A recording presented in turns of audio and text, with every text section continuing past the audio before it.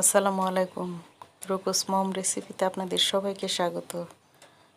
আমার আজকের পর্বে থাকছে ডিম পরোটা রেসিপি।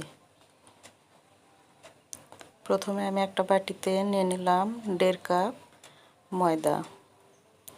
এবার এখানে দিয়ে দেব স্বাদ মতো লবণ।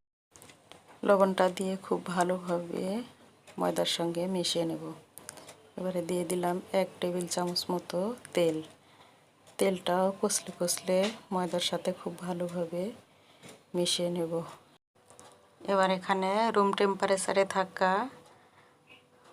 পানি অ্যাড করলাম। আমি এখানে কোনো গরম পানি অ্যাড করিনি, নর্মাল পানি এখানে দিয়েছি।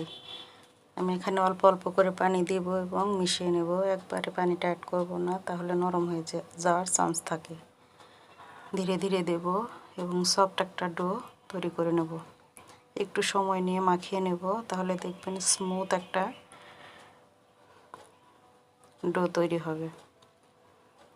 আমার মাখানোটা শেষ। এবার এখান থেকে যে কয়টা পরোটা বানাতে আমি চাই সে কয়টা কেটে নেব। আমি একটু ছোট করব। আমি 6টা পরোটা এখান থেকে বানাবো। আপনারা একটু বড় সাইজ বা মিডিয়াম সাইজ করতে চাইলে 4টা করতে পারবেন।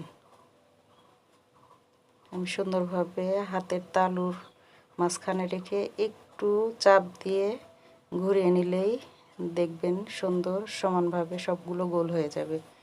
এবার এটাকে ঢেকে একটু সাইডে রেখে অন্য একটা বাটিতে নিয়ে নিলাম 2টা ডিম, স্বাদমতো লবণ এবং পেঁয়াজ কুচি দিয়ে দিয়েছি মাঝারি সাইজের 2টা। এগুলোকে খুব ভালোভাবে মিশিয়ে নেব।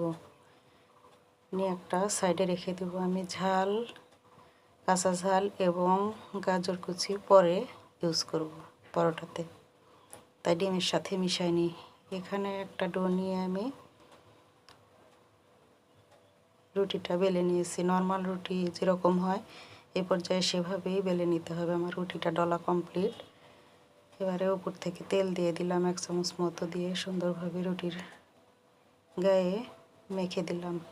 এবারে উপর থেকে দিয়ে দিলাম ময়দাটা দিয়ে মাঝখান থেকে দেখুন আমি চাকু দিয়ে কেটে দিয়েছি। এবারে কিভাবে করছি দেখেই আপনাদেরকে বুঝতে হবে। চেপে চেপে প্রেস করে সুন্দরভাবে এটাকে ঘুরিয়ে নিতে হবে। বাস আমার ঘুরিয়ে নেওয়া কমপ্লিট। এবারে আবার এটাকে গোল শেপ দেব।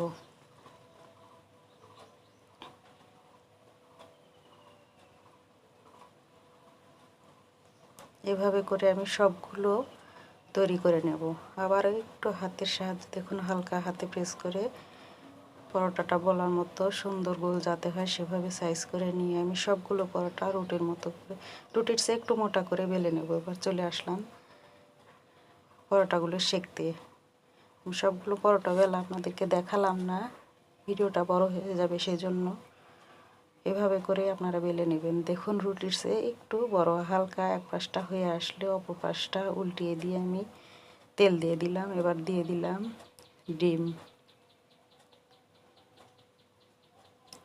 ডিমটা দিয়ে আপনাদের পছন্দ মতো কাঁচামরিচ, গাজর কুচি, এখানে ধনিয়া পাতা আপনারা অ্যাড করতে পারবেন করে আরও একটু ওই পিসটা হালকা ভেজে নিয়ে পরোটাটা উল্টিয়ে দেব। দেখুন ওই পৃষ্ঠাটা সুন্দরভাবে কালার চলে এসেছে। এভাবে প্রেস করে করে সুন্দরভাবে পরোটাটা ভেজে নিতে হবে। এবারে উল্টিয়ে দিলাম। দেখুন এই পৃষ্ঠাটা আমার সুন্দরভাবে হয়ে গেছে। আরও একটু উল্টে পাল্টে 2-1 বার সেঁকে নেব। এভাবে সবগুলো পরোটা আমি ভেজে নেব। ভিডিওটি ভালো লাগলে অবশ্যই লাইক, কমেন্ট অ্যান্ড শেয়ার করে দিবেন।